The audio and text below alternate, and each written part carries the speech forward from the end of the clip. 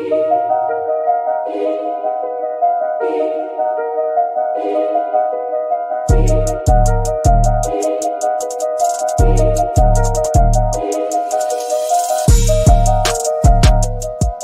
to the Smash Masters podcast, hosted by Stefan Eschi and Nick Priest. This is where we dig into the auto body collision repair field and talk quality repair methods and how the industry is always changing. Buckle up, it gonna get bumpy. Hey, how's it going? Nice. Welcome to episode 2, Smash Masters podcast. All things collision repair, PDR. Hey, we got comments already. I think that means we're on Facebook and it's actually working. Appreciate it.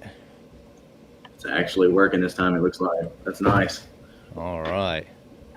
That's nice. All right. So, hey, Nick, what's going on? Oh, man, not much. We got getting ready for the Texas Anson open house. So that'll be fun. Yeah. Both fun. of us are actually going May 4th May 4th is when the open house is. I'll be down there May 4th and May 5th and back home. But yeah. You're going a little longer than I am, though, aren't you?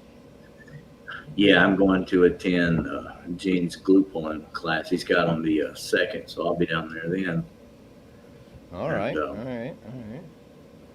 And you're wearing a hat and a shirt, and they have the same logo on them. I got to ask, what's Lethal Dent Company? Lethal Dent Company. That's my brand new dent company that I've started, paintless dent repair company. So I'm going to be transferring from collision repair to, nice shirt. There you go. Transferring from collision to paintless dent repair. So that's going to be fun. Awesome. That's quite an accomplishment. I'm really excited to see how you succeed with that, because I have no doubts of that at all. Well, it's brand new. It's brand new avenue, so I'm going to be exploring a whole new part of stuff that I haven't gotten to yet. So, yeah, it's snazzy. Yeah.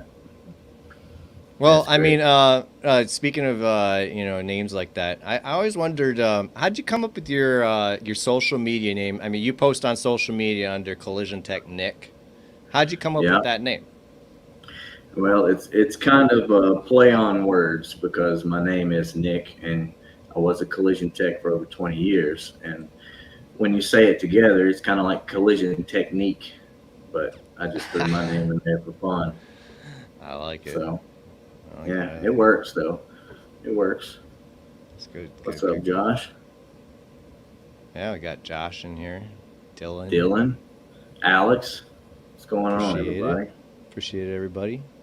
Yeah. Well, I mean, I post under the name You Break I Fix, and honestly, I'm surprised I don't get more questions on that one. I mean, it's a little self-explanatory, but I do have a little story.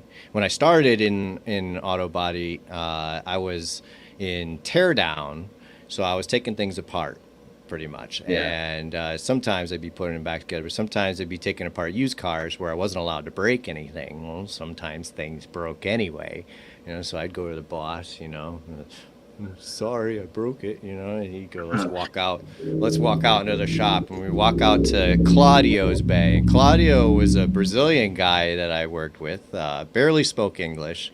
And he'd look, and he'd hand it over to him, and he'd go look, don't worry, you break, I fix. And every time, that's exactly what he said. And it just stuck with me. I loved it. So I was like, I'm going to start a social media account. What am I going to call it? You break, I fix. And it was like not even a question about it. And at 47 has just been my number. Yeah, it did. So it's gotten me. So on your teardown and stuff, was you under a guy, or you just thrown in there as just a teardown guy? I was just thrown in there. I mean, my old boss might be watching, actually. So he was watching over me, and he was actually an old tech. So I had somebody looking at me. He was Just more in of an case, army mechanical tech back in the day, but it was something. yeah, But um, yeah, I do want to give a shout out before we get into the episode. I recently won a giveaway from yeah. Anson and Mobile Tech RX. I got some tools from Anson, the Door Lord Sharp set. I'm going to show a picture here. I mean, these four tools and the handle. I'm overwhelmed. I appreciate you guys are the best. Really, thank you very much. Hey, there's Andy. Yeah, what's up, Andy? Yeah, And those are some nice tools, man. a year of Mobile Tech RX for free too. So I mean, it's just Yeah, yeah, that's awesome. That's thank you fantastic. very much. Thank you very much. Um, Yeah, that's nice. So, I guess speaking of stuff to give away, we do have a giveaway coming up. If people hadn't, yep, there it is. If you need to get in there and tag and add and do all that stuff, when is that? Yeah, okay, April 26th. So we got a little April bit. 26th. We got a little bit more time. Head over to the Facebook and Yeah, just like the post, follow it, tag some friends in the comments, and yeah, we're gonna be giving some stuff away, so that's gonna be fun. very cool. Very Yeah, cool. that's Um, and when it comes to that kind of stuff, I mean, if you are not as lucky to win the giveaway, um, we do have a new merch site just starting up. We're adding items as we can, but it's Smash Masters Videos dot site, and there's the link is in our link tree, which is on all of our platforms. So you should be able to find this easily. Let us know if you don't. I'll send you the link. Um, T-shirts, hats, tumblers, stickers. There's going to be koozies. We also have some different colors going up. So go ahead and check it out. If you'd like to support, we really appreciate it. yeah, absolutely. And these hats too. I just want to mention right quick. Look at that. That is a freaking sweet hat, and it's not El Cheapo. It's the what is this? The 3930. So yeah, it's good. So go on and get you some. I like it. All right. Okay. So Andy said it's got to get some swag. Ah, yeah. Speaking of swag, I bought some Ginger Bros apparel from PDR Apparel, so I do own a fantastic Ginger Bros T-shirt now. Oh So yeah, oh no, that's right. yeah, They got that whole PDR apparel site going. You should definitely everybody yeah, should go yeah. check them So out. yeah, definitely check them out. Brandon and Andy both fantastic technicians. So uh, just Oh, fantastic guys. speaking of fantastic technicians, we happen to have a fantastic technician as a guest tonight. Yeah. Um, and let's bring him in since he's patiently waiting. Here's Gene. Nice to see you. What's up, guys? Thanks for having me on. I appreciate it. I'm excited for our conversation this evening. Yeah, Yeah. yeah, absolutely. So, I mean, let's start out with. I mean, we have a lot of PDR people that follow. We also have a lot of collision, especially with my social media following. Sure. So maybe they might not be as familiar with you. So I'm gonna ask. I mean, how long have you been doing glue pulling, and in what capacity? You know. Sure. So I've been at PDR Tech since 2002, and have been glue pulling since PDR school. So I guess technically glue pulling my whole career, right? 22 years, I guess. Actually, I Okay. think I went in May, so it'll be 22 years officially next month. What's up, Andy? Um, Moving into, there's a story I tell in training. I may have even told it at your training, Stefan. Uh, in 2011, we had a big hailstorm come through, and actually, my original instructor came into town to do hail cars with us. and dude was super fast at glue pulling. Gave me some tips that completely revolutionized how I attacked dents with glue. Like my learning curve was like this for the first 9 years of business or whatever, Yep. and then Fred gave me that tip, and it was like off to the races. Yep. And then into smash PDR glue pulling, probably really when I started moving into the retail market, maybe like 2014 ish. And then I was on the game with Kiko in 2019, and then that was where I really got into some heavy pulls and started playing in your world. Yeah, it's the Gene, the glue guy. That's the glue pull guy. The glue pull guy. I love it. Yeah, so started dipping my toes into the collision world and really seeing what was possible with large GPR, and then watching how you guys, right? When I say you guys, I mean the collision techs. Watching how when you put glue pull into the hands of a seasoned tech that's really good at moving large metal, like it blows me away what some of my students send me in a DM or a text, like how far you guys are able to move metal, because it's giving you a better, more efficient way to do it. Yeah. No, it really is. I'm saving panels now that were replaces before, Yeah. without even thinking about it. And Stefan's gone. What happened to Stefan? I guess he backed out. But yeah, there he goes. Sorry. Yeah, no, I just hit the wrong button. Hit the wrong button there. Sorry for a second. I'm glad I was able to get in so quickly, though. Yeah, right. Anyway, like I said, keeping the paint on it and everything, it's just a whole another. Yeah, I just disappeared there. Right. Thanks. That was weird. It was instant. Yeah. It's thanks for being in here. Thanks for being in here, Aiden, though. Yeah, right. Nice. He was just playing. All right, so disturbed. Gene, how are you still fixing dents? Yeah, I fixed a couple today, actually. Okay. Actually fixed a couple and failed on one, but that was the body man's fault, not mine. So Okay. he hit it Always. with It's a always drill the bit, body man's but fault. really hard point out. Like I can't believe it didn't break the paint. And no matter how hard I hit it, it wouldn't go away. So technically not a dent. It was a high spot. Okay. Yes, I do fix fewer dents today than I used to. I've got a great team in the company. We have a great team in the company. We've got a few technicians that work for us. And our rule is that the family eats first. We always try to feed them first. So. Oh, that's great. That's good. Yeah. Are you, I mean, is it because you're focused more on training, or is it mostly just like running the business? Yes. Yes. Okay. All right. So, That's a good answer. Yeah. So it is running the business, overseeing the business, and AAI, right, of the training company is my large focus. That's where we really want to grow. That's where I see the potential to scale, and that's where we can change more lives. Also, changing lives is more exciting than fixing dents. Yeah.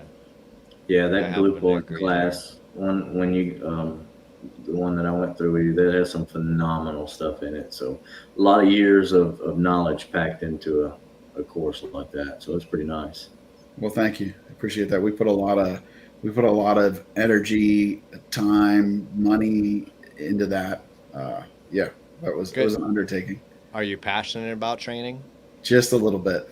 Yeah, just a little bit. I could tell. Yeah, No, I really, man, I so will forever be grateful to Chris and the team at Kiko for really helping me find that fire that I didn't know was in me to teach. I just, man, it lights me up. It feeds me to help other people learn. It's truly a passion. I can relate. I've had apprentices, and a few of them actually wanted to learn. Yes. And man, that feeling when you see it on their face, that aha moment, Mm-hmm. yeah, I know you know what I'm talking about. Yep. It's just, Yeah, yeah. nothing better. You don't have to Yep. pay me. That's good. I'm good. Yep. Like that's, It just, yeah, it almost like it just comes back to you tenfold. Like it yeah, really is insane. yeah. Andy can testify to that. Yes. I missed this comment. Yep, glue is taking the place of stud welding for sure. My dent puller is collecting dust except for shrinking purposes. And that's pretty Yep. much the only reason I use it anymore. Yeah. One of my first. We've done a few classes in Pittsburgh through Kiko. I want to say it was class 2. City Collision was the name of the shop, a local shop in Pittsburgh, and Derek was the manager at that shop. And we went back and did some secondary training in to get some more footage and some interviews for Kiko, right back in the day. And I still remember in the interview with Derek, he's like, "Listen, the techs all put their stud guns away. Like Nice. they go in the drawer, and it's rare that they come out." And that was, I mean, like early on, like maybe 6 or 8 weeks after the initial training, the shop had already put the stud guns away. Like it's unreal. We've got a fun video coming out where I pay homage to the stud gun and maybe the slide hammers of old. So you'll have to keep an eye on our social and watch that. It'll come out after the Anson event because we're trying to push the Anson event. So Yeah. Okay. Yeah. Okay. Well, all right. Let's talk more about the Automotive Appearance Institute. Sure. And, so when did you start? the So I would say that the institute, or at least the idea of the institute, and probably the paperwork for the institute, started in 2020. Right back to my Kiko days. Started like early 2019, and we were on just this rocket ship trajectory, like almost scary trajectory with the traction we were getting and the adoption and the events we were going to. Like it was just on fire. Yeah.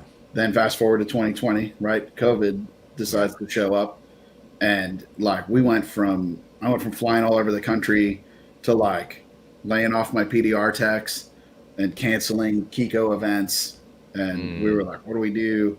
And me and Brock, who's no longer with Kiko, we were like, well, maybe we could do like a Friday show, and we'll do some live videos, right? We'll hop on Facebook. I think it was Fridays at noon, and we would do a 30 to 60 minute live glue pull show. We went on, and really not just with Kiko, but as a whole, I saw this like, one, it's difficult to present digitally or virtually, right? You get no feedback from the audience. You get no feedback to work with. So you're sort of like, oh, I hope they like it. I don't know. Right. And so many people are just not good at conveying ideas. And I really saw a need for better taught virtual content. And I also, right back to Kiko, even without the COVID issues, traveling and going to one shop and teaching is not very scalable at all. Like you can't change the world by flying to one shop at a time or driving to one shop at a time. You need something that can scale out. So between those two things, right, that's sort of where AAI was born from. And then we were working on some other projects. I think officially, right, born in 2020, I think I got the paperwork back in early 21. Okay. But we're still established in 2020 is what we're sticking with. And then tried to create some content just for Kiko and started running into some serious technical issues on the production side. And I just wasn't happy with what my production guy could put out. Like, it wasn't really that he did anything wrong. He just didn't see my vision. And you guys have both gone through the class. Like, I really try, one, to explain, and two, to, as much as possible, give that, I call it my technician's eye view, right? Where I did a lot of that class with like literally like a GoPro on a bite mount in front of my face, working like this, so that I could, as best as I could, replicate you being in a class with me. Nobody can appreciate that more than me. I mean, I try and go live and do these dents all the time, and it's literally like a game of, well, the phone's in my way, you know, like how do I see the dent and let them see it the way they need. So taking your course and watching the way you were, I mean, I see you holding a knockdown and looking at a screen. Right over here and lining it up with the high spot, and I'm going, this dude is going the extra mile to make sure you're seeing exactly what you have to see to learn this. So that's part of the problem that I saw, or that even that I still see with these virtual trainings. Right, so much of it is not given from the perspective that you need to see. Like we're adding window tint to our business. And I won't name names because I really like how the dude teaches. I like his teaching philosophy and theory, but I think the execution's a little weak, right? Great information, not the greatest display. Like I almost want to reach out to him and be like, hey, dude, let's go reshoot this with my style, right? And your information, and let's get that out there, right? I just refused to put out a bad product. I wanted somebody to be able to go through the course and be as fulfilled or more fulfilled than they would be in person, right? And that's something that a problem that I see we're running into is like some of these techs are like, man, I really want to do hands-on. I want to do hands-on. I'm like, you should really try the virtual, right? One, because it can save you money. Two, you can go back and reference that as many times as you want, right? Everybody has their phone or a laptop or a tablet in your bay. Like, how did he go after that wheelhouse that was in? Let me go back and watch, and then do that wheelhouse that's here. If we come in and do a in-person, or you come to an in-person event, dude, you don't have that to go back to. Yeah. No, you can only retain so much knowledge when you're learning. So it really helps to be able to go back and review some of this stuff, even if you can.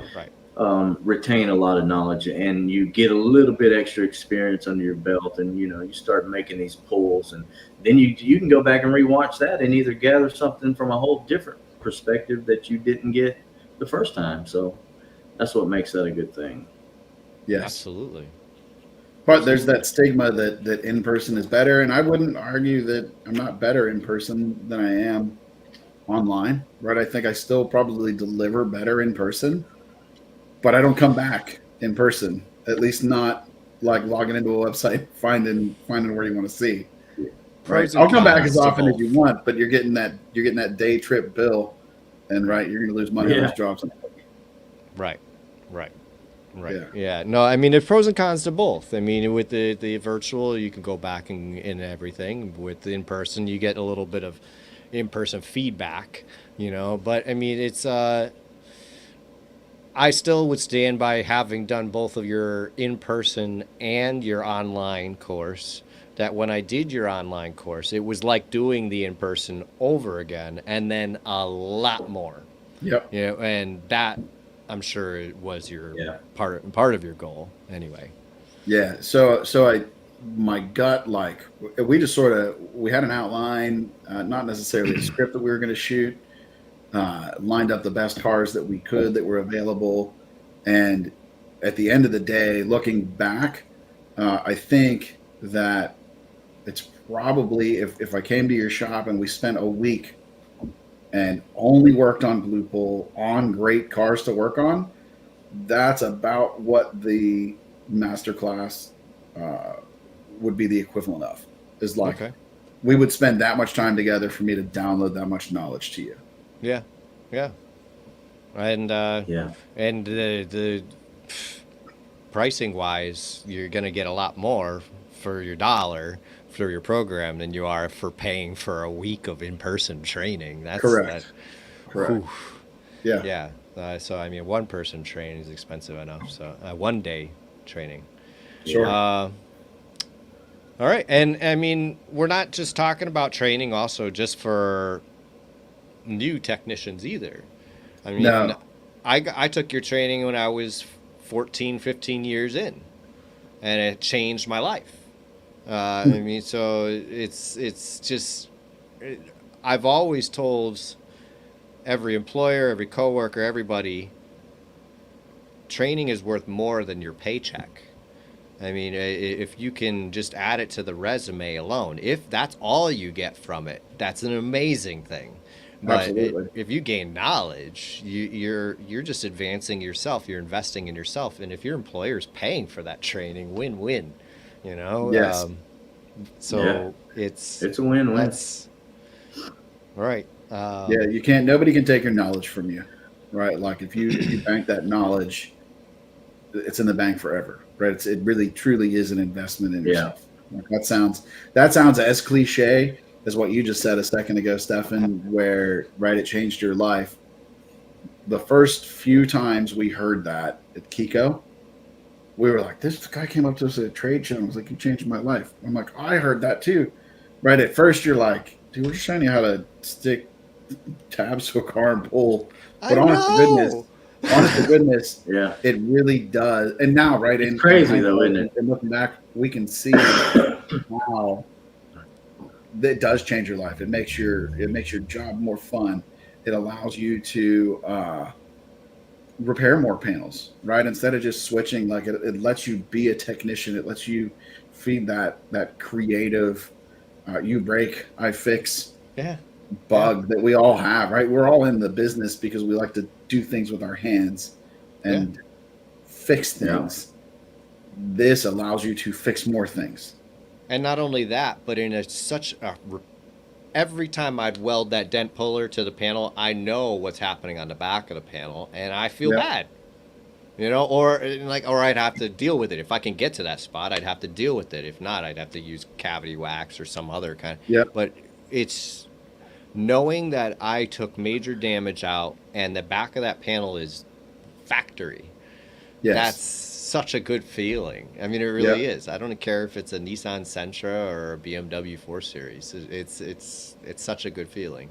It really So, is. so me and a buddy were talking this Yeah. morning, right, along the lines of that Nissan Sentra, BMW 4 Series, Lamborghini, Ferrari.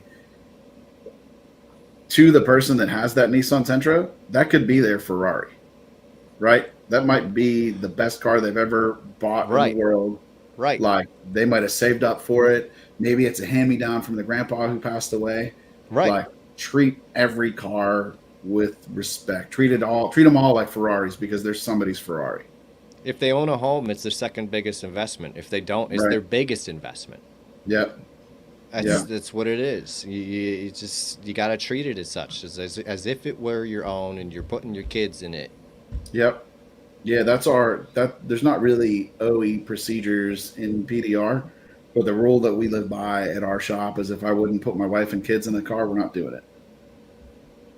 Period. Like Good. that's the That's a yeah. good. Yeah. Yeah. That'd probably cover pretty much everything that you'd have to worry about. Yeah, I So, hope. Yeah.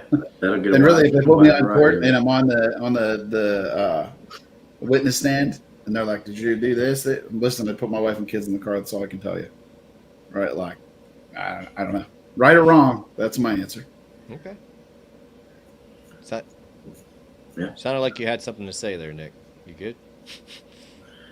No, I'm good. Yeah. All right. Go ahead. No, getting back to the AAI, I actually wondered. So, having been through the GPR Masterclass, are you planning to update the GPR Masterclass, or are you only adding additional courses? Uh, no, we are going to do both. Okay. So as Glupol evolves, which is part of why I wanted the master class over just a brand specific training. Uh, as Glupol evolves, we want to be able to, and really all the subscriptions come with lifetime access to those updates. Uh, we will add content to the course, and you will have access to that. So, like just a couple of years ago, the Kiko system was that level 2 system, right? Then it upgraded to the level 2 efficiency, the L2E system. When in this discussion, when the level 3 efficiency system comes out, right, we'll get that system. We'll do, if nothing else, we're going to do a review on that as tension continues to grow and become more relevant, right? We will probably add more tension into the course. Cool. When we move into, well, let's finish answering that question, I guess.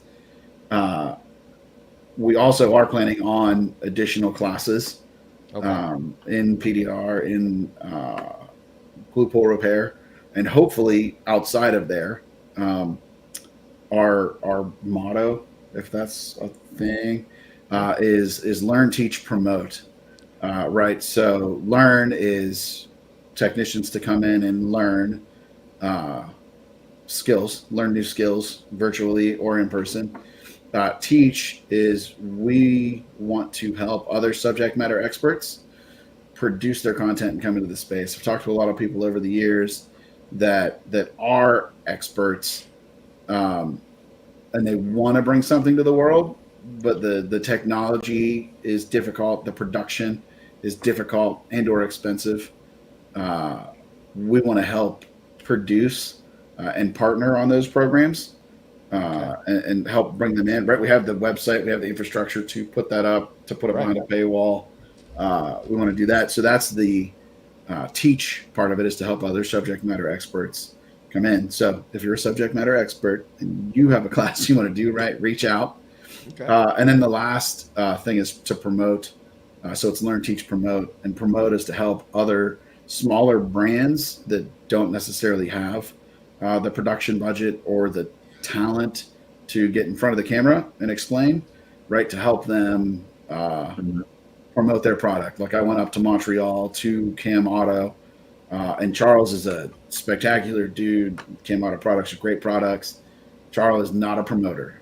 Like he's just not a promoter. He doesn't explain.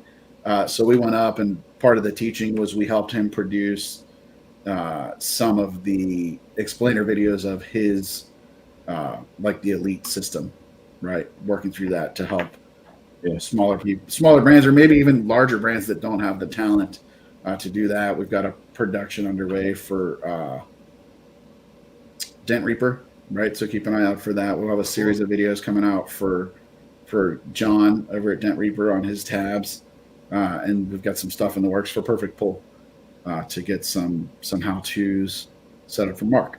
Right. Awesome. So if you're a small brand that needs help with production or a spokesperson, right, that's learn, teach, promote.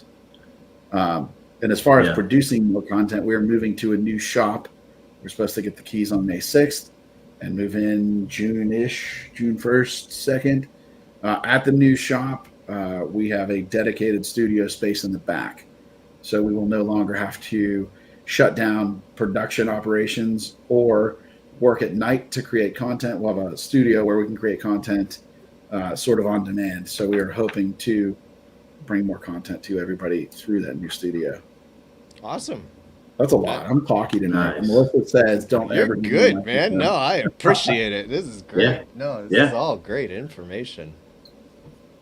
All right. I mean, so I want to hit a few of these comments here that we've been kind of backlogging. Sure. So what's the one piece of advice I would give to somebody starting out in the PDR world? If they're brand new, maybe. What? Okay, so buy the best tools. It is not the tool; it is the person driving the tool. If you're starting a business in PDR, so there's two paths to talk about here. We can talk about the craft, right, which is actually doing the physical work, or we can talk about the business, right, and promoting the business. You need to do both. On one side, you are honing your skills, put the reps in. Like, there's nothing that replaces metal time when learning the craft. Yep. 100% agree. Tool time. The way I learned to do bigger dents was right at a small wholesale route. And I'd go out and they'd be like, hey, what do you think about this bedside? And I'm like, looks like it needs a bedside. Right. But then it might be a couple days later and I'm out of work by noon. And I'd get back and I'd be like, hey, Mike, you still got that bedside? Like, let me take a swing at this and see, like, if I don't make it good enough, I won't give you a bill for anything. And yeah, Andy, the mastermind is awesome. I will briefly talk on mastermind here in a second. Go learn. Like, you're only going to learn by doing. Yeah. Yeah.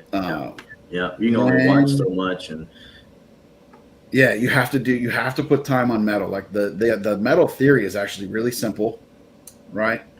It's the process of putting your hands on metal to go do it. So that would be my advice on the technician side is like, do the work, do the work to the best of your ability, be completely upfront with whoever you're doing the work for. Let them know what you're looking at, right? Like we talked a little bit beforehand about the protractor close, like use that as a sales tool, use that to help set expectations properly. On the other side, right on the business side, you are not in the dent repair business. You are in the marketing of dent repair business. Until you have dents in front of you, you don't have a business, right? You might have tools, you might have a skill, but you don't have any work coming in. So thanks, babe. 2 days, Wednesday. 2 days. I didn't know that. Happy birthday. What's up, Mr. Dyer? And there's Craig there. What's going on? You have to market yourself. Like, just get out there and market. Be everywhere, and don't be afraid to eat a little bit. Eat Interesting. it. Like it.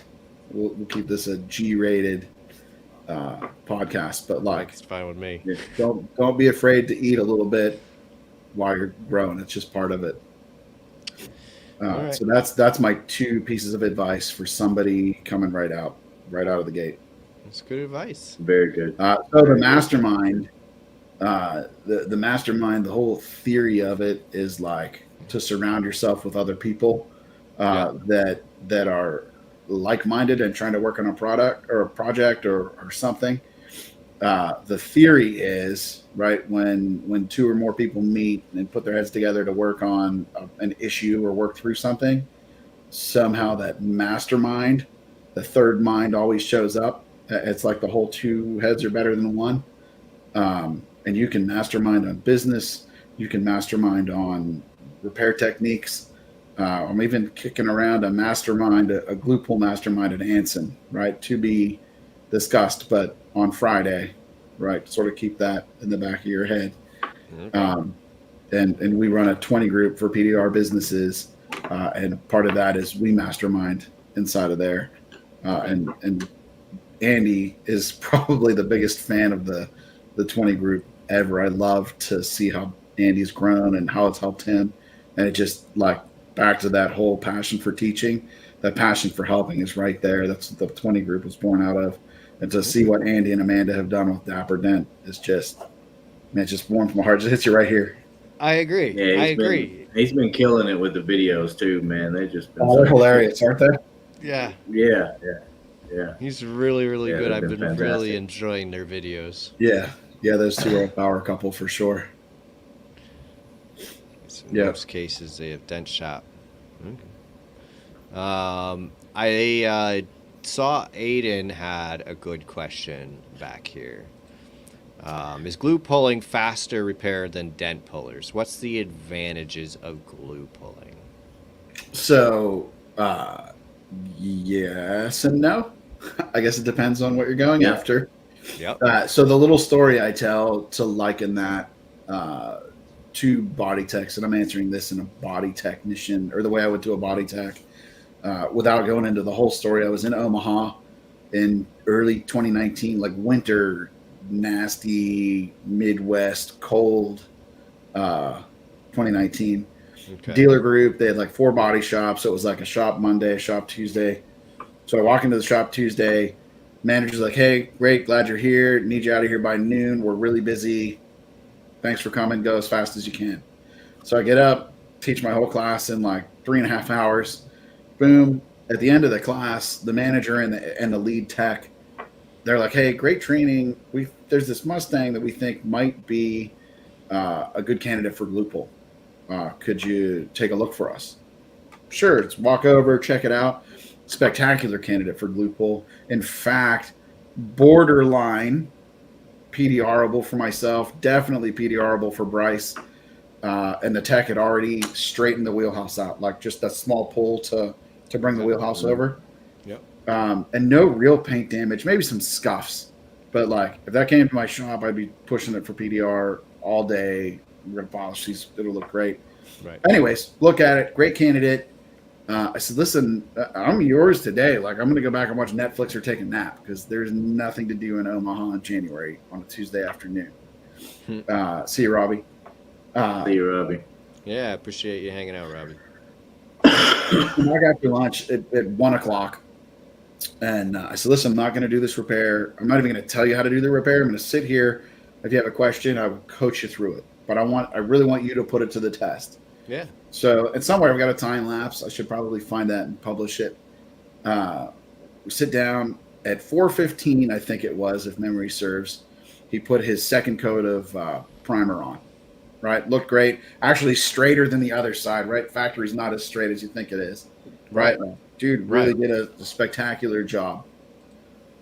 And let's say his name's Bob. I'm like, Bob, I gotta ask you, how does this compare to conventional? If I wasn't here today, you were gonna go after this with your stud welder. Like, how did we line up? And he goes, well, I was thinking like 3.5 hours I'd be in primer. I'm like, we're at 3 hours and 15 minutes right now. We are right on pace. Right. Day one, the dude never glue pulled before. So with proper training would be an asterisk or like a caveat. With proper training, with great equipment, it can be in short order as fast as conventional methods on glue pullable damage. Yeah. If Bob were a cartoon that day, the light bulb would have showed up over his head, right? When he figured it out. Yeah. He goes, wait a minute. I didn't have to tear the interior out of this car to get the backside of the panel to recoat everything because I didn't hurt anything. He's like, dude, I'm miles ahead of where I would Miles be. ahead, yeah, absolutely. Conventionally. Right. So I hope that that answers your question. Was it Aiden? Is that who we're talking about? Yep. Yeah, Aiden, I hope that answers your question. And then on smaller damage, like Stefan, you just put out that killer video of me doing the door ding in the masterclass where you did the rewind. Loved that video, by the way. Loved your edit of that video. That was fun. If you're talking about small damage repair, dude, there's not even a comparison. Right. Like, we're done with the repair before you're done grinding. Right. Like, Yeah. well, your filler is, you're still mixing your filler on the plate, right? And we're walking back to our bay to get the next car. That's another great question. Oh, I think I turned it off. Aiden again. Should glue pulling be a higher hourly rate charge? That's a great question, but Yeah. So I don't know how to answer that, right? Because so what has always bothered me in the auto body space is everybody thinks that they are somehow going to out negotiate the insurance company. Like, and Nick is gone. I guess he didn't want to answer the question. no, his camera died. I think he's got a backup camera. Oh, I got you. Is that what the beep was? Yeah. I thought I heard a beep. So everybody in the body shop thinks they can out negotiate the insurance company. Right. And they will not adopt any kind of uniform way to get to repair hours. Right? Like, do you have a uniform way that everybody at your shop gets to the same hours? No, everybody stands back and they're like, Yep. I don't know. I think I'll take this many hours. Yep. Well, how did That's you get exactly that? it. I don't know. It just sounds like a good number. Where to compare and contrast in the PDR side, right? We have adopted pricing structure, right? Set the numbers wherever you need them to be, but we look at like we use units of measure, right? So and here in the U.S., right, we're using inches, right? So the easiest thing we could do if we're using inches, the easiest thing that could be done would be to find a dent that is 1 inch or smaller on a regular mild steel with no R&I required. The dent's not crazy deep. There's nothing in our way. That's the easiest thing we can do. Anything that changes to that dent makes it harder, which requires more labor, right? Put that on high strength steel. It's harder. Put it on aluminum. It's harder. Put it behind a brace. It's harder. It's bigger. Okay. It's going to take longer. We have quantified why are we charging more? Well, because it's not 1 inch, it's 5 inches and it's deep and it's on a body line. It's X, Y, and Z. Where in the body shop side of things, you guys are like, four out, five. I need Right. 6 out. I don't know. And it's everywhere. Right. I don't know that it should be a higher hourly rate. Maybe, I don't know. Aluminum should be. Right, aluminum, absolutely. Aluminum rates should be higher than because steel. it's more difficult to repair. You need to take more precautions to repair it. Right. Right, cross contamination. You need a different set of tools to do that. What you should be doing, and I think we go over this in the master class. I know we certainly talk about it online. You need to be using PDR style lighting to write your estimates to show the damage you're fixing and be able to justify the hours you're asking for in turn, which will pay you more no matter how you're fixing the car. You can't wait for everything to... Sorry, I didn't mean to turn the audio on that, but I wanted to show, when this topic came up, I wanted to show this video. Yes. That damage right there. I mean, look how large it looks under the light. Yep. But out of the light, all you really see is the center, right? That's like it. There's your typical, right there is your typical estimate photo that's going into CCC that's getting uploaded to the insurance company. And they're like, you want how many hours? right. And you're like, I don't know, whatever. Do I want 15 hours versus this, right? Send that picture to Right. them. And they're going to be like, oh, that needs a fender. Yeah, Right? exactly. I actually had a hard time. The amount of time I wanted for this, I couldn't get it because the fender was too cheap. Yep. And You know, sometimes so- it happens on cheap parts. Yep. Absolutely. Yep. But that is it. So like I would say that you should be getting paid for what you're doing. Adding this light will help you do that. And another like pushback that I've heard a lot of in Blue Pool is, man, the insurance company wants to see it in primer. They want to see it in repair. That's And the they're problem like- I'm having. Well, then they're like, well, if we make it smaller, it's not going to work. Well, my argument there is, if that argument were true, then you go to the insurance company and we'd say that, so then PDR is free, right? If we PDR a big dent, it should be free because there's no repair No. area because Right. we're taking the time to work the metal and make it perfect. Your Right. argument doesn't work. Right. So use your lights to show the damage. And then another let's call it tactic that I've seen and heard of some body shops doing is for each tab or each series of pulls, each set up a bridge, a pull tower, a tension. They're documenting each one of those steps and showing how they went from this large damage, right? And then if they want to see it in primer, maybe you've got this, right? It's that one small area, your problem area. I didn't even know that would happen. Andy Patrick does that in our 20 group all the time. Yeah, I'm sure he does. Yeah. Whatever. I can't remember what something does. I don't know. There, maybe it's this. Something does like a Probably light don't show. have it turned on. I send anything. emojis like that all the time. Yeah. that and Oh, you get the salute. yeah, I gotta do a lot of that. So document your process. Document your process as you're moving through the repair, right? If they want to see it in repair, great. I'm showing you in repair. We're just doing it differently. And here's this tab, here's this tab, here's this tab, here's this tab, here's these broken tabs that I'm going to charge you for now. Here's I, this glue.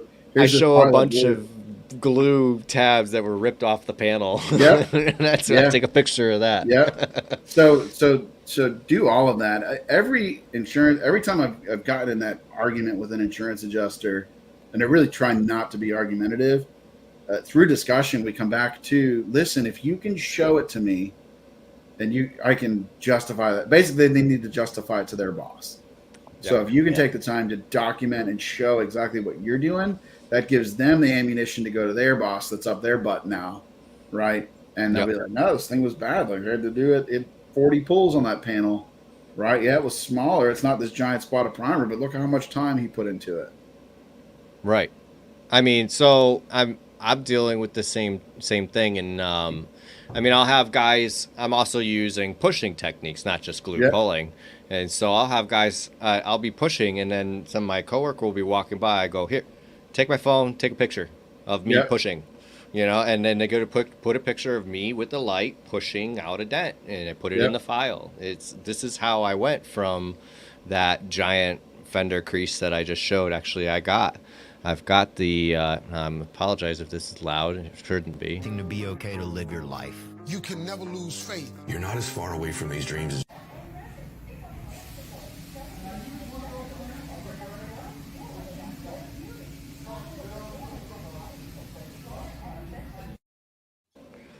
And then from there, I did a skim coat of filler. And it took no time at all to do the filler. I almost DA'd that filler flat. So it's, but the insurance company wants to see that big mud spot for the big time. So yeah, I had to get the photos of the glue pulling, of the glue tabs, of all the pieces of glue that came off, and me pushing, and then they pay it. So there is a way. You just have to prove that you've done it. It's just changing the way you do things. It's making a shift from the norm. Like it's just a change, right? It's a shift. Yeah. I mean, Nick has been really inspirational for that for me. I mean, he's got some of these repair videos that he's putting out just blow me away. I mean, I've got a few of them.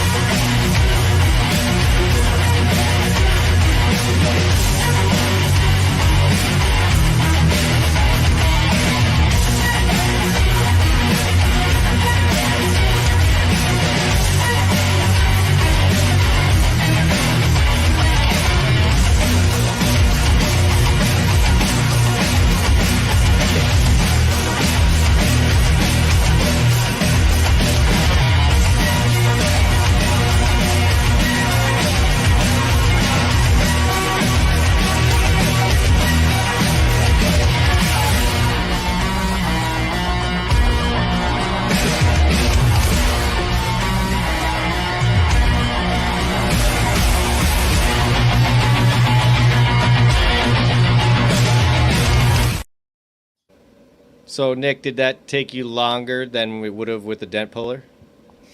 Yeah, so talking about stud pulling versus glue pulling. When you're stud pulling, you only have the little bitty tip you're pulling on. When you pull it, you're essentially pulling a high spot. Then in return, you have to grind it back flat.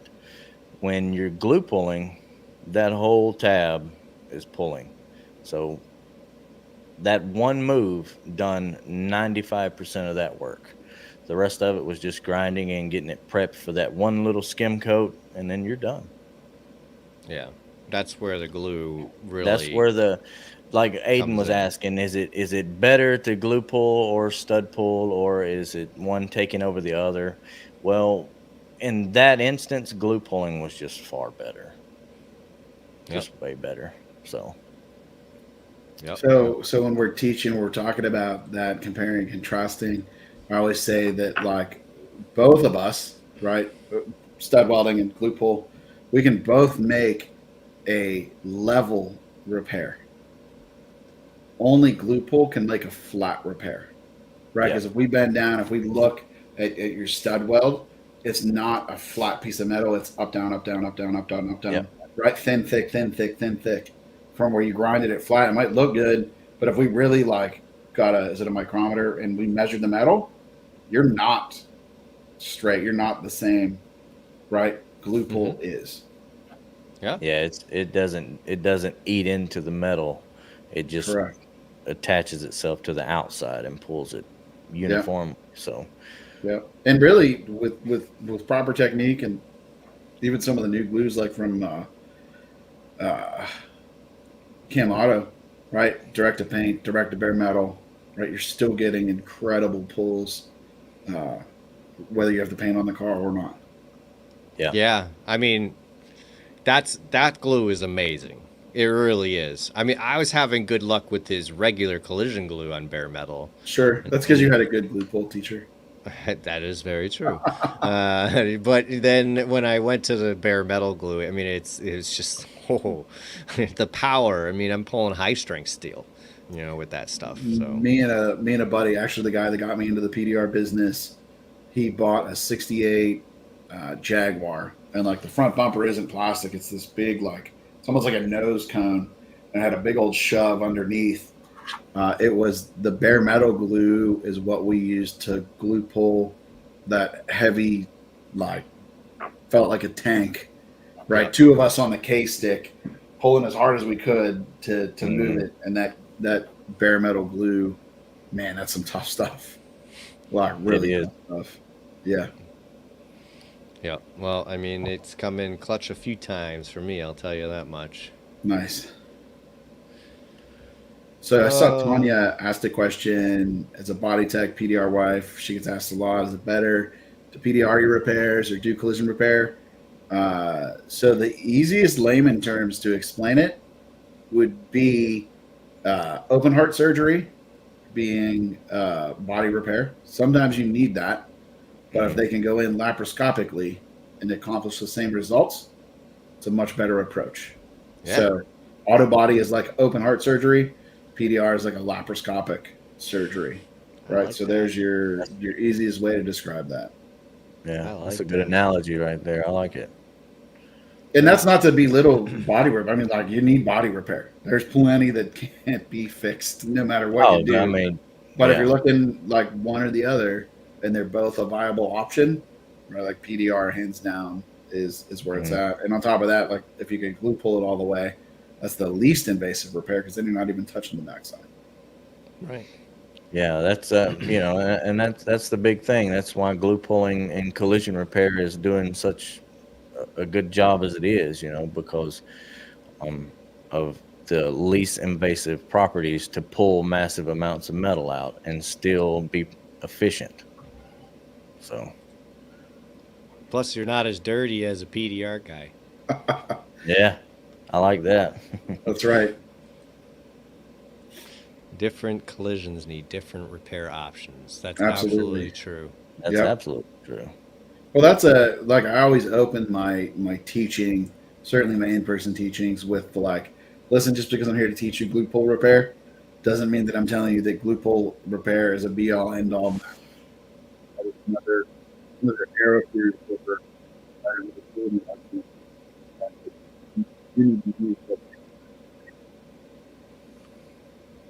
I think something happened to your audio there, Gene. Yeah, your audio just cut out. Really? Oh, now you're back. It's back now. Huh? That was just a weird glitch. Yeah. Yeah. What did you hear? Anything? Not really. Yeah, I don't remember what I just said. Oh, yeah. When I come in to teach, certainly the in-person events, I say, listen, just because I'm here to teach you glue pull repair, I'm not trying to tell you we're replacing every tool in the body shop. We're giving you another arrow in your quiver, another tool in your arsenal to make repairs. You need to do what makes the best, most efficient repair, safe repair for you. Like if that's glue pull, great, right? If you need a frame machine and a welder, you need a frame machine and a welder. I'm not saying they're bad. Like everything is a necessary tool. Right. Yeah. Absolutely. Yeah, absolutely. I mean, I use Mo clamp stuff and incorporate it with glue pulling and whatever all the time still, so So I saw this. So I was down the rabbit hole. I'm always trying to hone my craft and see what else is out there and see what I can teach better, what techniques I can pick up. I just saw this dude. I think he's out of Canada. Small channel. He's a Kiko guy, Kiko user, not a Kiko guy. So he took, I don't know that it was Mo clamp, but he took like a plate that you would normally weld on and then clamp to and pull. Tack and he, pull. and he glued it inside. I think it was like a RAV4 quarter, and the quarter was just, I mean, like 1/8 quarter inch forward of the gate, and he glued this plate on and then grabbed it with a clamp and pulled, and it just, I mean, it was a money move. And I'm like, man, I never thought about using like a tack and pull plate for glue pull. Yeah. And the pull that this guy made was, and the video didn't have a ton of views or anything. Like I just was really deep down the rabbit hole. And I'm like, man, that is a great idea. And I got to say, right, I follow plenty of collision guys online. Some of the Mo clamp pulls, like those pre-repair pulls or whatever you call them, they're so satisfying to watch. Pre-pulls, yeah. Like, You always got to clarify that it's a pre-pull.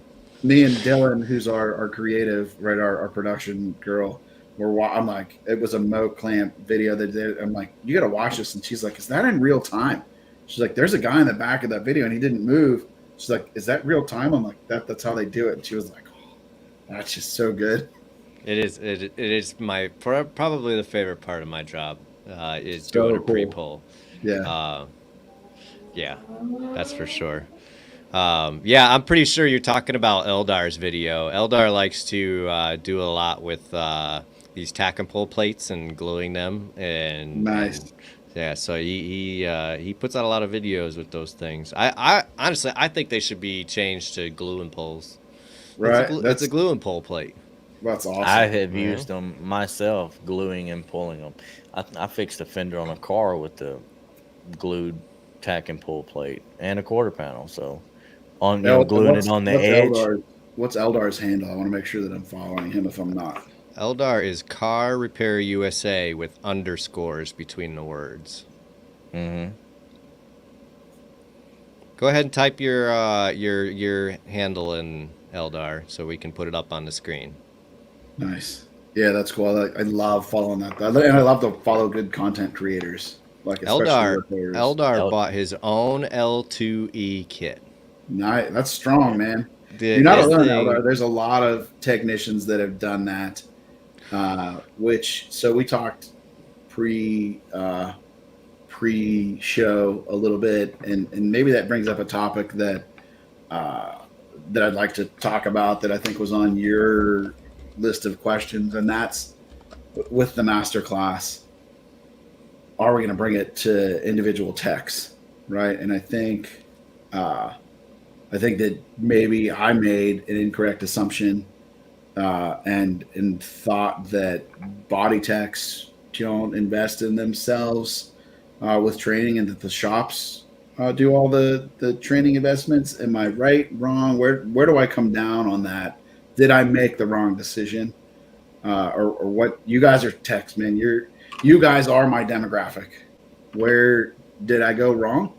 Do we need to change our approach? What's the deal? I don't think so. I think you might want to consider offering a one technician option, but okay. I do think you're going the right way. But I think there are techs out there that are looking to just do it for themselves. I mean, it's amazing to me to see these guys out there that want to do it. But then I think about it and I think, well, if my shop didn't buy me the L2E kit, I probably would have bought it. You know, after seeing what I've seen, I probably would have invested in it. Well, look at the investment that you guys make into your toolbox. How much was your toolbox, Green? 20 grand or more? 25. Yeah. I only know that because my tech at my shop has, if it's not the same box, it's very close, and I knew what his price tag was. Yeah. And really, if we're being truthful, that box doesn't make you a penny. Not really. I mean, it looks cool. Gives you a place to take a nap I've seen that video. Yeah. Yeah. I And do listen, fit. I love naps as much as anybody, but it's not that's an investment in being cool. Eldar, if I'm not following you, I will be sure to follow you on all of my social channels. Um, yeah, Yeah, the so, toolbox, it doesn't make any money. You're Right. absolutely right. Right. I While think it doesn't my make pack out has made me money. yeah. Yeah, oh, my pack out has definitely made me money. So, There's no doubt. There's no doubt. Anytime you can be efficient, though, anytime you can have your stuff right there really close, whether it's a toolbox, pack out, or whatever, if you're being more efficient, I think that in hand does make you better and help to earn more money, though. But there is Absolutely. a certain point to where, overkill is overkill. But I Well, could he have who added buys the on. most tools wins, right? Isn't that the rule? huh? Yeah, the EU Yeah. has the most tools. Yeah. Yeah. I could have added on to my classic series Snap-on box, saved a whole bunch of money, and had the same amount of storage and been just as organized. So, Yeah. yeah, this guy in 10 cars with that toolbox. Yeah. I'll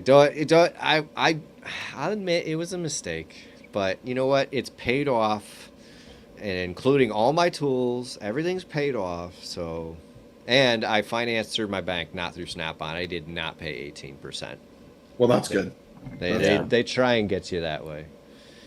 Well, they're a big finance company. No, brother, I'm capitalist as much as anybody. No fault of them.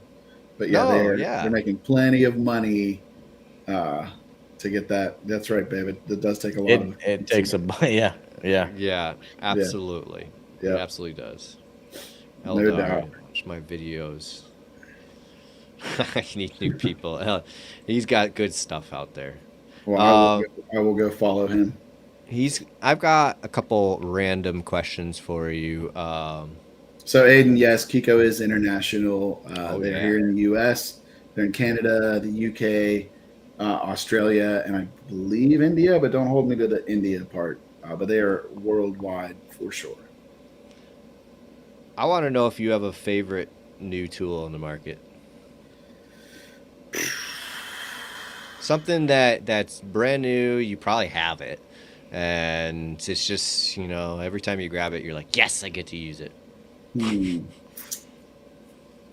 Can I give you a couple? Sure. Yeah, sure. All right. So on the PDR side, not brand new. Okay. Not brand new, newish. The Pocket Light from Pro PDR, available through Anson. Have you guys seen it? It's it's about the size of your iPhone. Yeah. Yep. Right? Yep. I have seen it. That light. Good night, Andy. See That ya. light- See you, bud. Is just magical when it comes to sharp, deep dents. It doesn't matter. Not all of them, Dylan. Just most of them. That light just lets you see They're so called well toys. inside of the dent. That would be awesome. Okay. Man, I'll have to get one. tension as a whole. I was waiting for this. Tension as a whole. Now, if I can hop on a soapbox for a second, right? And I think you were in my presentation at MTE. Tension should not be over applied, right? Like you should think of tension as like seasoning on your steak, right? Even with Salt Bay, right? In my presentation, a little bit of tension goes a long way. Now, inside of there, I'm going to give you three. The LTT beams from Kiko, small and large, the little ones. Yep. Spectacular for simple setup. Great for a combo of pull, a combo of tension pulling, and then like getting in and pushing on body lines, right? Like literal changes the game on how you push a body line dent. on large tension, the JVF retention tool is like money and worth every penny and so well thought out. The more I use it and the more I talk to Barry and Jonathan, the inventors of it, they put so much thought and engineering into that thing. Incredible. It looks almost too bulky to use. In reality, it is so easy to set up. The only downside to it is the feet are so freaking big. You better have a bunch of glue guns because like the tabs or the feet slash tabs eat a lot of glue when you're doing it. But it will tension a panel. It will also retension a panel and push in. If you're on a convex, right, you can actually use that tool to squeeze the panel back together to put your convex back in. Folds out of the way. I mean, it's just money. And then last is the simplest. It's the tension straps, be it from Black Plague or from Anson. Those straps, when you can use them, are spectacular. I've not been able to create collateral damage with a strap. Me either. Because they're at surface level and they can only pull at surface level, like unless you're behind the panel and pulling and like bending the edge in, which doesn't even make sense.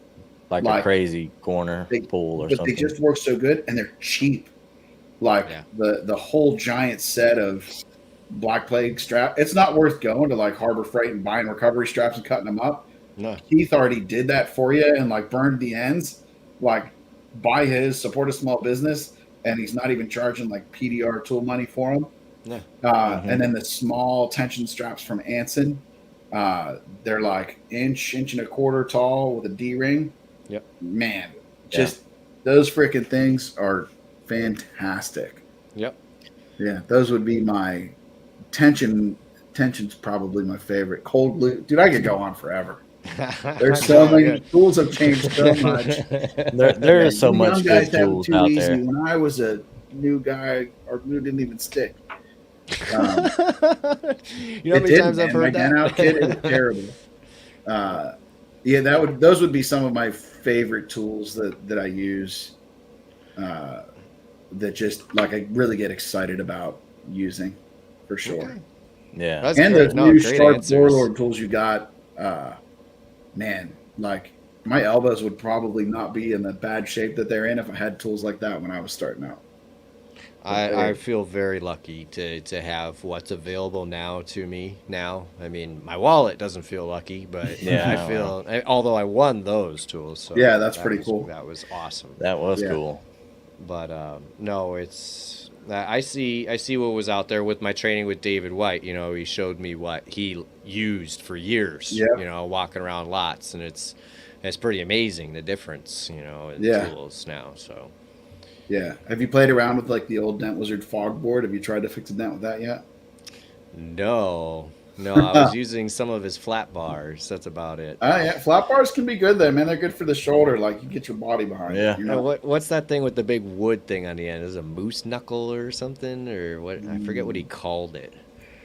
It had a big wooden piece of wood on the end. Anyway, I don't know. I haven't seen that. That might be before my time. I'll have to yell at him for not being in the chat to answer that. So. That's right. Yeah. That's right. Yeah. Okay. Do you enjoy trade shows? I do. I really do. They're long, because you go to a lot. Days. Yeah. But I do enjoy. At the end of the day, I do enjoy them, especially when there's good conversation with techs that are interested, or young techs. When we were just at the Northeast show, I had a girl and her dad come up. I think she's a junior, senior in high school, 17, same age as my son, and I think she's leaning towards the painting side. But to come up and we probably talked for 20 minutes at the booth just about the industry and where it was heading. And I got you both a new follower from her. I was like, you got to go follow Collision Technique. You got to go follow You Break Up Fix 47. And then I think I pointed her to go. I'm like, go meet him. He's right there. I love the conversations that happen at trade shows. The the long days, the hotel room, the bad food, the negativity, nah, not so much fun. But those good conversations and getting to see friends is always a good thing. MTE is That one of my favorite weeks of the year. I had That a and blast at MT. yeah, I was just about to MTE. say that was my first one, and I had an absolute blast there, man. It was great. So Yeah, MTE is one of my favorite favorite things of the years for sure. Definitely, Yeah. definitely gonna be heading back. Just coming. It's gonna be the end of February again. Yep, yep. And there may be same one spot. in. I think there's still going to be one in Vegas in September. Maybe I don't know if they've announced that yet or not, but I think they were trying to do that again. Yeah, we. I don't think I'll be able to make. I have so many things going on. I mean, even Eldar just said. I mean, when we'll be in Oklahoma, there's actually Kiko's having a group of us out for their 5-day glue pulling course. Oh, nice. The GPR Yeah, Plus. yeah. Yeah. Eldar's one. You're gonna have Joel Oli Oli Paints and Ryan Turbo Durbin from Resto House. Oh, I think nice. one other one, but yeah, it's gonna be a lot of fun. You know, to just see I've never been there. That's all. Yeah, the So where are the lodge is a pretty cool place. yeah, That's where you'll be, and then if you can talk them into a tour of the plastics factory, that's always cool to see would and to love to see do how it's grown. Uh, yeah, Cliff, the drinking is always good. that. That's great. Yeah, Yeah, so I don't know if MTE Vegas is gonna be good for me this year, but you know, we never know. Because then I also have companies talking to me about sending me to SEMA, you know, which I Yeah. wasn't planning to go this year. You know, so but you know, if well, someone's gonna you're pay, kind of a big deal now. So you know, no. If someone's gonna pay for flight and hotel, you know, it's kind of like, well, why wouldn't I go? yeah, embrace it. It's I mean SEMA. You went last year, didn't you, to SEMA? Yes, yes, it Yeah, it was. is something to see. Uh, It it's unreal if you overwhelming, haven't been. overwhelming. I didn't get to talk to anybody pretty much because everybody's just so busy, you Yes. know, and it's just so nuts. I pretty much just walked around and looked at the cars. Yeah. Right? That's pretty much it. Yeah, it is. It really is something to see. There's more there than like you don't even realize how big the automotive industry is It's until you go to insane. something like that. It's insane. Yeah, it's nuts. Yeah, for sure. I have to try and get you out there this year, Nick. If Yeah, I'm going, you're going. That's what I'm. well. That's a package deal. Put it in your contract, man. There you go. Yeah. Package deal. Right there. Yeah. Yeah. You want to move on to our tool reviews for this episode, Nick? Yeah, let's go ahead and get that part going on. So we actually have I two. wanna- We were going to talk about the hinge tabs. You have some hinge tabs, don't you? Yeah, I have all three sizes that they offer. Lucky. I only have a Yeah. big one. Yeah. So, do you want to hear the story how I believe the hinge tab may have been born? Let's hear it. Yeah. So I was on a like a week long West Coast trip with Chris, right? Chris White, Mr. Kiko. Yep. And we walked into this one body shop, and the manager was like, "Hey guys, glad you're here. Actually, I don't know what you can work on. There's nothing here that might be good to glue pull." And then there was a Model 3. He's like, "You know what? That quarter panel's getting replaced. Can you teach on that?" And then we're like, "We will literally teach on it. We can go get junk panels. I don't care. Like, we'll teach you. It's more about the process than fixing anything, blah, blah, blah." So we go, we do the classroom part, we come down. We're like 2 hours into this repair, right? Mhm. Pulling. And we're not screwing anything up. We're repairing it as if we're trying to repair it, not replace it. And the manager's walking by and he like stops. And he looks and he's like really paying attention to what we're doing. And he grabs like the lead tech out of the shop and they're over there like, he comes over and he's like, "Do you think you could save this quarter panel maybe?" and we're like, "Listen, I don't know if it's a safe repair." Yes. So the car was already tore down and ready to have it cut apart and replaced. Mhm. So the techs climb in and they're looking at all the seams they can see and everything, and they're like, "There's really nothing. There's nothing structurally wrong. There's no cracks in the glue. There's nothing they can see that says no, don't fix it. Right? We've not made a hydraulic pull on this thing yet. We're just moving sheet metal back to where it needs to be. Yeah. Yeah. So we're getting close to the end, and because we weren't going at it right away, we sort of broke protocol, and we always work strongest to weakest, deepest to shallowest. There was still some strength where the quarter like comes down and returns, and then the bumper sits. And I'm like, man, I need to pull right here, but we don't have a tab. Like there wasn't a tab that existed that would pull like a hinge tab would today. Mm-hmm. So I'm like, all right, thinking outside of the box. I grabbed the largest centipede, like this, like 2x6 centipede. Mm-hmm. And I asked for a knife because, I flew and you can't have a knife when you fly. And I scored it and scored it and scored it. And then I got some duckbill pliers and some heat. And I bent it to a 90, right? Yeah. So it came down, which in essence moves the spine of the tab down to the body line. And then it returns. And then so we have the spine where we want to pull. And now we're holding on in two planes. Yep. And as I'm doing this, Chris is over there like frantically taking notes and pictures, and he's taking pictures of the tabs.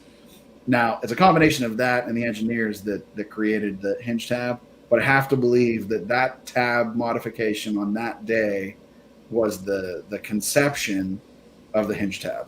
I wouldn't doubt it. I mean, just so we can show everybody what we're talking about, I have a video here.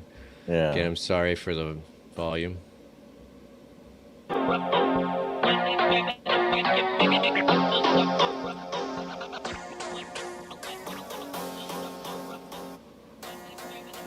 So I actually had two of them on there.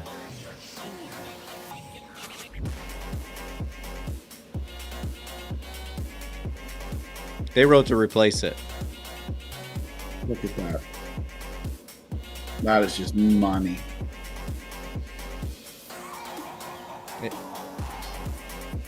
incredible. I mean, it's clamped on like a Mo clamp. Yep.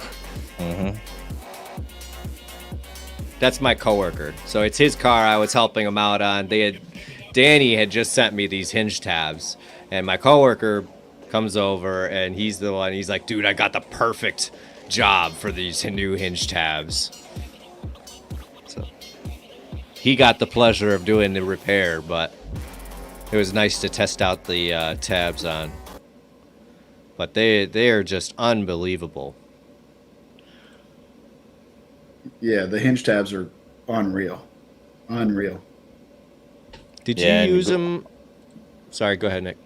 And I was going to say, just pointing out that if we watch that video, that glue is pulling more than just that quarter panel. It's pulling everything around it back to its original shape. So Right. that's something that previously only a tack and pull would really do. You might get key tabs to stick, but they're going to pull holes and they're going to pull high spots. So, yeah. Right. I would have been putting a tack and pull plate right in there and pulling right off of that before using glue. And then now you have all the paint off. You've burned off primer on the inside. Yeah. Yeah, It's all ugly you at that did point. intrusive damage to get to that point, to where when you spray alcohol on that and pull that off, you nothing there, no evidence of intrusive damage. So that's nice. To be honest, Dan, I'm not sure, but that's easy to bring up. I think they're like $59.95, maybe 69, 59, 49, something like that. They're really Got it. not expensive. Right here. Share screen, window.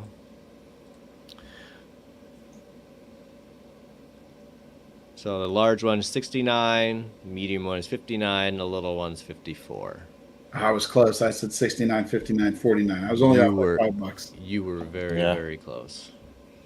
So maybe that's what they were. They went up. Maybe. Yeah. Yeah. They'll go with that. Yeah. So another thing you can do with those, back to that 68 Jag, it had a sharp crease, and we needed to get like down in, but a crease tab wouldn't get there. I actually took two hinge tabs, like they're sort of modular, and I took the two biggest tabs, Planes. the two biggest planes, and then we inverted the hinge tab into the crease and glued onto the walls. Dude, the move was like, I wish I had good footage of it, because I was just like trying to think of like, how do we reverse this metal out? I gotta try that now, dude. Yeah. Oh man, it was like a dead center crease on steroids. Oof. I gotta try that for sure. Yeah. Crazy. Well, so hinge tabs are Smash Masters approved and Glue approved. Absolutely, Glue approved. Yes. All right. Sounds good. I got a chuckle out of Nick on that one. That's good. Yeah. You gotta love those Easiest. things, man. That just those happened in a nice. video. I think it was the JVF tool. We were sort of shooting a promo video, and I'm like, you know what? This thing is wham, Glue approved, and Dylan just started rolling. I actually remember that. Yeah. That was great. Yeah. All right. The other tool we were going to review is from our buddy John Vidine, Dent Reaper tabs. They're some of my favorite PDR tabs, but honestly, I use them in collision work as well. Got a picture here somewhere. His purple ones, for PDR especially, I mean, the strength on them is just amazing. And Gene, with your class where you did the anatomy of the tabs, Yep. and how you went over what really gives them their strength and everything, I mean, it's just so eye-opening to me, and where they pull from and everything. Mm-hmm. It really is unreal. Like when you start you got to nerd out on this stuff. Like that's going pretty deep. You really, yeah. Man, yeah. But There's now, more technology in Glue Pull.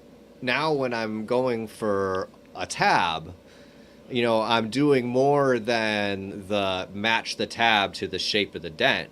Yeah. I'm going, what do I want to move, and what do I want to move the most, and you know, and then I choose a tab and where that tab pulls from, and I couldn't have done that without that section of your class.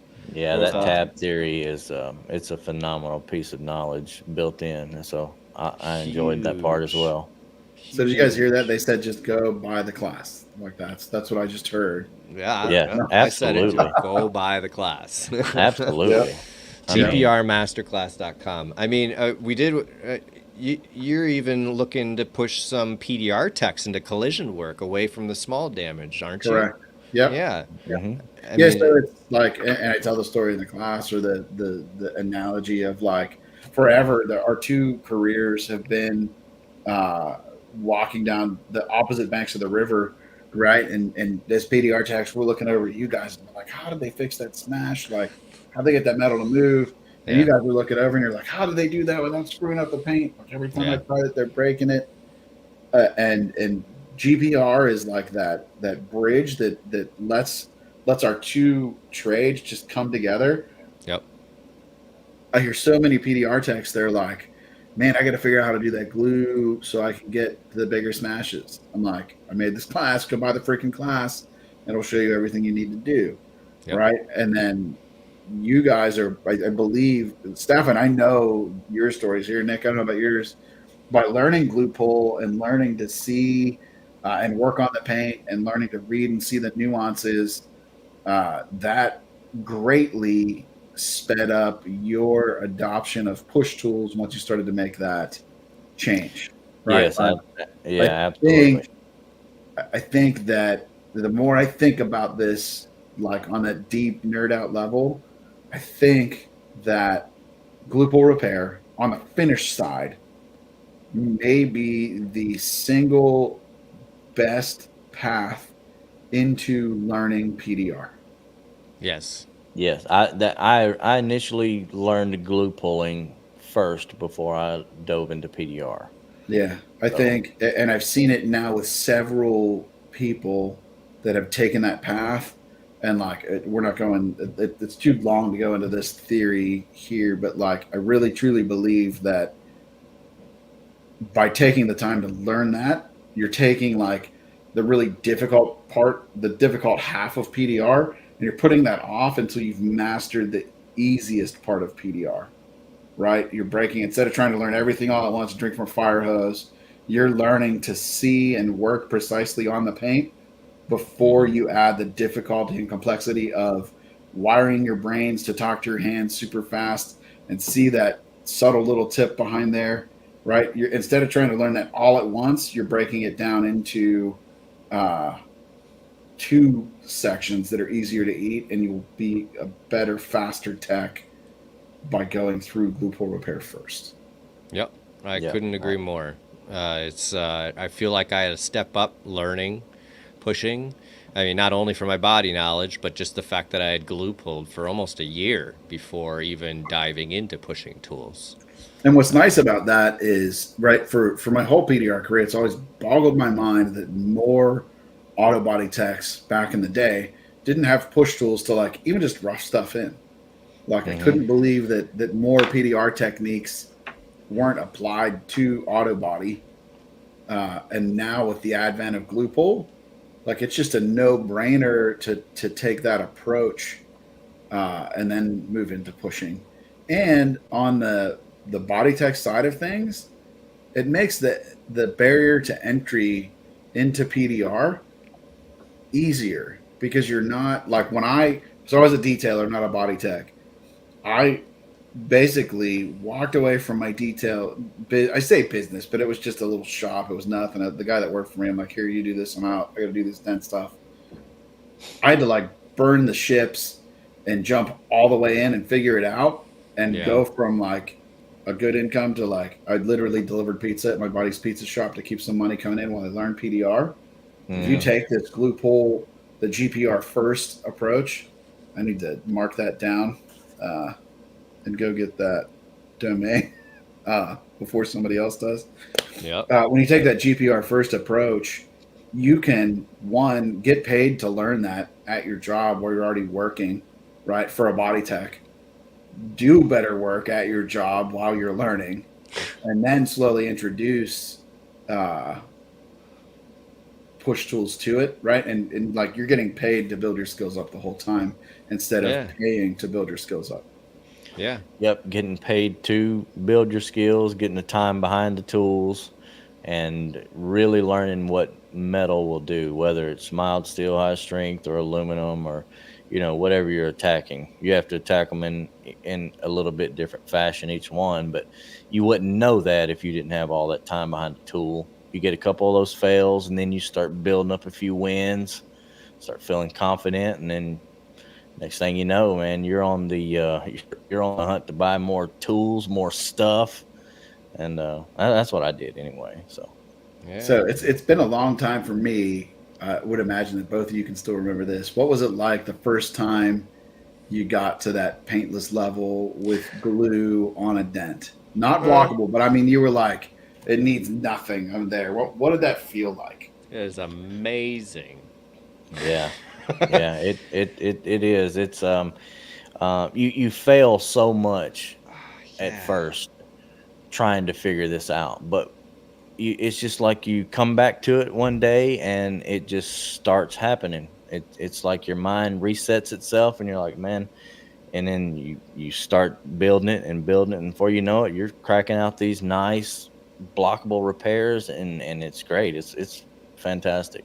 There was one day Nick told me, and I was in the stage of, real world PDR in my living room with the fire going and a hood on a stand. I can remember seeing your posts at your house. Yep. I did that for a good 6 months, all my free time. That's what I did. I sat and pushed.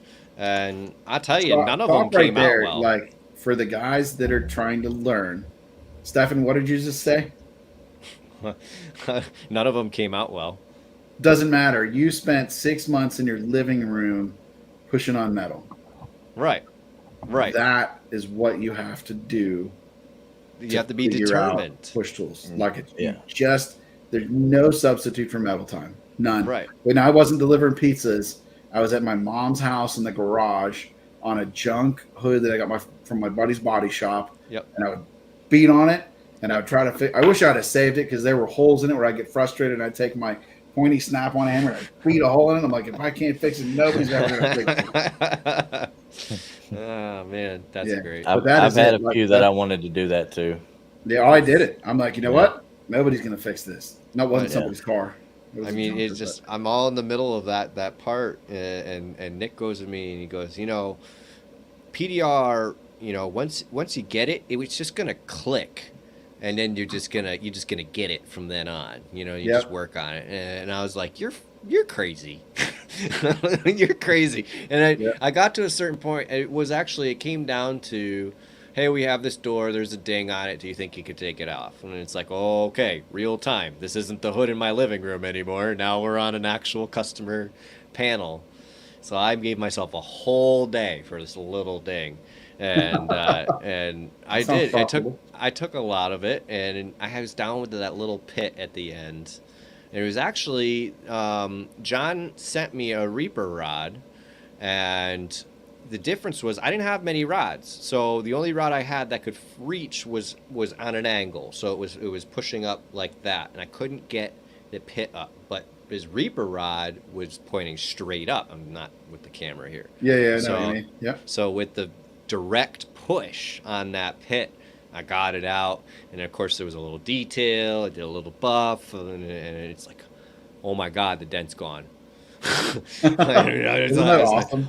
Oh my God, I think I was jumping around. I was in the shop by myself, so I didn't care. It's like I put out a video. It was using the CapCut edit with Jesse Pinkman's dancing around going, yes, yes, yes. And it's literally how I felt. That's awesome. It's That's those wins that I'm talking about. You'll fail and fail and fail, but once you get that first really good win, then man, you great. just chasing after it after that. So one of my favorite quotes saying whatever it is the master has failed more times than the amateur has attempted. Right. And that's so true in so much in life, but it is so true in PDR. Like there is just, and I think that's why the failure rate is through the roof, is most people just don't have the perseverance to push through all those failures you guys are talking about. Yeah. Like they weren't that, oh, I think this will be a cool side gig to do on the weekends. I'm like, nope, it's not going to work, dude. You can't. Yeah. I could do that now, 20 years in. You can't get enough metal time in to learn it and do it just on the weekends. Yeah, no. You have to dive in. You have to be determined, and you have to be driven to go that 100%. I mean, especially in the body shop, when my other option is to give it a little swipe for that last 10%. And give it to filler, send it to paint. I think that's why a lot of body techs fail, because they get frustrated. And they're like, man, I could already have this in filler. Right. Yeah, yep. you could, but you'll never get better than filler good. Right. Yeah, and you're on flat rate, and you're looking at all the money you could be making if you wasn't sitting here doing this, and then you just like, nah, I'm done with this. And then you stopped when you was almost there. You just needed to do just that little bit extra. Yeah. It was actually Brandon on the Ginger Bros who pretty much instilled that in me. He's like, you got to fight that, and you got to get through that mode of, instead of swiping it, keep going, keep pushing. Yeah. And actually, I don't think I've ever told him that. He was up here and telling me, just keep going. You got to do pushing. So much of it is that. That is so true. That's that for you. For like I'd like to rewind and answer what would my advice be to the new guy? Yeah. Keep going. Yeah. There you go. Stop. Do all of the failures. That's the only way you're going to do it. And when I say metal time, that's what I'm talking about, is just screwing it up and screwing it up and screwing it up and screwing it up until that light switch flicks. And then you're like, oh, I can see it. It all makes sense now. Yeah. And like Daniel said, it's depressing sometimes. And then you get on a dent and you've made it uglier than... His ears were ringing. Did you cue him His in ears on that? got to be ringing. Someone's ears were ringing. Yeah, Brandon, you're like 20 seconds late to the party, dude. You just got a huge shout out from Stefan. He's got to go back and listen to the recording. That's right. That's right. Yeah. What's the timestamp? Like about 137 in. Don't help him. uh, Anyway, we've been going all night here. Honestly, we were only shooting for an hour, and we went way longer, which is awesome. I love that we had this much to talk about. yeah, I'm excited. And listen, sorry. I'd come back and talk with you guys anytime. And I love it. You guys are inspiring to me. Like I've never been one of those guys that think there's too many people in PDR. I think the problem with PDR is enough of the world doesn't know about it. Yes. Right. And I Yes. love to see like truly spectacular technicians, especially that have come through a path that I've worked with and on. And Stefan, in your case, worked on, right? Yeah. And Nick, I never got to train you, but like to see You will. a true technician go from no GPR skills to GPR skills to working into PDR skills and now working into full PDR, to watch that growth, to see technicians, to see people succeeding in life at that, like that's the stuff that makes you get out of bed in the morning and do it. And like when I'm beating my head off the wall, I'm like, we need to sell more of these classes. Why are we doing this? Guys like you are exactly why we're doing this. That's what it's all about. I appreciate it, and the way it's benefited me, and the way I see it benefiting other people. That's why I have zero issues getting your class out there. Honestly, I tell everybody that there's lots of training opportunities. Just pick one. You know, Yeah. I mean, honestly, of the list, the most financially the best one is the GPR Masterclass, you know, but here's your list, you know, just go Right. get trained, go learn. That's what I tell people. If you want good training and you don't want to go fly here or there or do whatever, Gene's class is really, you will have the most to absorb from it. And like I said, you'll go through it, you'll take in so much, and then you'll process that. You'll get tool time. And you can go back and watch it, and you can get a whole new amount of stuff out of the class that you missed the first time. So Thanks, Brandon. Appreciate that. Appreciate the love. So if you don't mind, I'd like to pimp our Anson event because we've still got some seats there. Do it up. So for you technicians that are insistent on in-person, we are doing on May 2nd an in-person GPR training event, right? Tailored towards collision techs, but even if you're a PDR tech who wants to learn how to pull big damage, right? All big damage becomes small damage, right? The event is on May 2nd. Tickets are $700. That comes with a $100 gift card at Anson to spend on glue pull tools. Free lunch, right? It is a free lunch. We're not going to charge you for lunch. It's actually free. I'm also gifting our cold glue class that's on the Institute's website, Cool. which is $200 retail value to you in that class. You will also get to meet this online influencer guy named Collision Tech Nick. He will be there in the class, right? So you get to pick his brain. It's all in person, 9 to 4. Fly in to Dallas Fort Worth or Love Field. The hotel is like 10 minutes away. The Anson showroom is spectacular. The whole Anson family, that's not actually their last name, but it's everybody that is at Anson are just some of the greatest people in the world to hang out with, to learn from, to talk to. We would love to see you there. If you want to learn more about that, it's aaievents.com. Aiden, go buy a ticket and come. yeah, come on down, man. Texas is big, but I'm telling you that class will be great. Stefan can absolutely attest to what the in-person event is like. Yep. Um, Well worth it. yes. Well worth it. Like I said, without- changed my life. Yeah. If that doesn't sell it, I don't know what does. Right. It really, for $700, like, it's just not a lot of money. Like, it really just isn't. You will Great. leave ready to go. And that's whether you're like, you've tried glue pull without success, we can fix that. You have a system that's not getting used. Fix that. AAIevents.com. plural, Tanya. Um, if you've got a system that isn't being used, we can fix that. If you haven't bought a system and you're thinking about it, the best thing you can do, and I always said, like, an educated customer is the best customer. Come down, we will show you everything, and then you're going to buy what you need and what will work best for you. Like that. Yes. That class, and these group classes are great because it's not like going into a shop where you're still like your event. It was all the people you work with every day. Right. When we do a group event like this, you're going to talk to techs from all around the country, get different perspectives, learn new tricks and techniques. Like it's going to be awesome. So go check that out. I'm missing it. Well, I mean, just it. tell your boss you got to go. Yeah.